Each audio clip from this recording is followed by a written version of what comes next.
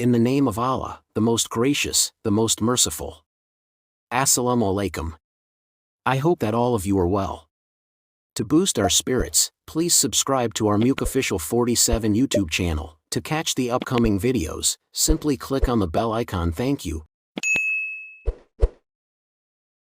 हज़रत यूनुस अलैहि अस्सलाम की कौम की कहानी कुरान मजीद में भी बयान है, जो हमें एक बड़ी सबक आमोज़ फराहम करती है। ये कहानी एक नबी और उसकी कौम के दरमियान का रिवाज रखती है। हज़रत यूनुस अलैहि अस्सलाम को अल्लाह ताला ने अपनी कौम को हिदायत देने के लिए भेजा। उनकी कौम में बहुत सारे गुनाहगार लोग थे जो अल्लाह की बात नहीं मानते थे। हज़रत यूनुस अलैहि अस्सलाम ने उनको सच्चाई की तरफ रुजू करने की कोशिश की, लेकिन उनकी कौम वक्त भर मुआंदत करती रही। अक्सर औक़ात नबियों को मुख्तलिफ इशारों के ज़रिए हिदायत दी जाती है, लेकिन अगर कौम उनकी बात ना माने तो वो उन्हें अज़ाब देने का हुक्म देता है। इसी तरह हज़रत यूनुस अलैहि अस्सलाम की कौम ने भी उनकी बात ना मानी और उनका मानी मुतजाविज़ कर दिया। बड़े रवां और दिलचस्प हालात में हज़रत यूनुस अलैहि अस्सलाम ने अपनी कौम को छोड़कर दूर भागने का फ़ैसला किया। वो एक कश्ती में सवार हो गए जो समंदर में तलाश करने के लिए रवाना हुई, लेकिन अल्लाह ताला ने उनको अपने कौम की तरफ लौटने का हुक्म दिया। एक दिन जब वो कश्ती में सफ़र कर रहे थे, समंदर में एक बहुत बड़ा तूफ़ान आया और कश्ती को छुपा दिया। लोग पानी में गिरफ्तार हो गए और मौत के करीब थे।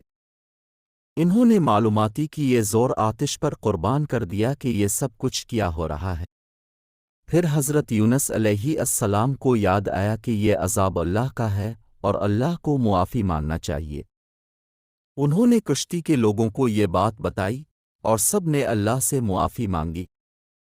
इसके बाद अल्लाह ताला ने तूफ़ान को रोक दिया और कश्ती को समंदर में सफ़र करने की इजाज़त दी। कुछ देर बाद हज़रत यूनुस अलैहि अस्सलाम और कश्ती के लोग सलामती से अपने घर पहुँच गए।